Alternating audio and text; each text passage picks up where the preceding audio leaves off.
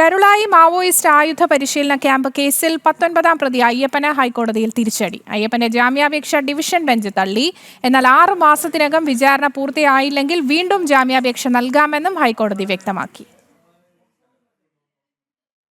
Malappuram Karulai reserve വനത്തിലെ Maoist ആയുധ പരിശീലന ക്യാമ്പിൽ പങ്കെടുത്തെന്ന കേസിലാണ് CPI മാവോയിസ്റ്റ് നേതാവ് അയ്യപ്പന് ഹൈക്കോടതി ജാമ്യം നിഷേധിച്ചത്. 2022 ജൂൺ 24-ന് അറസ്റ്റിലായ അയ്യപ്പൻ 4 വർഷത്തിലേറെയായി വിചാരണ തടവിലാണെന്ന് പ്രതിഭാഗം ചൂണ്ടിക്കാട്ടി. വീഡിയോ ദൃശ്യങ്ങളിൽ അയ്യപ്പനെ തിരിച്ചറിയാനായില്ലെന്ന ഫോറൻസിക് റിപ്പോർട്ടും വാദമായിട്ട് ഉന്നയിക്കപ്പെട്ടു. എന്നാൽ ദൃശ്യങ്ങളിലുള്ളത് അയ്യപ്പനാണെന്ന് 2 സാക്ഷികൾ തിരിച്ചറിഞ്ഞിട്ടുണ്ടെന്ന് NIA വ്യക്തമാക്കി. 130 സാക്ഷികളുടെ വിസ്താരം പൂർത്തിയായെന്നും 50-ൽ താഴെ സാക്ഷികൾ മാത്രമാണ് ശേഷിക്കുന്നതെന്നും അറിയിച്ചു. ജാമ്യാപേക്ഷ പരിഗണിക്കുമ്പോൾ സാക്ഷിമൊഴികളുടെ വിശ്വാസ്യതയും തെളിവുകളുടെ അന്തിമമൂല്യവും പരിശോധിക്കാനാകില്ലെന്ന് ഹൈക്കോടതി എടുത്തു പറഞ്ഞു.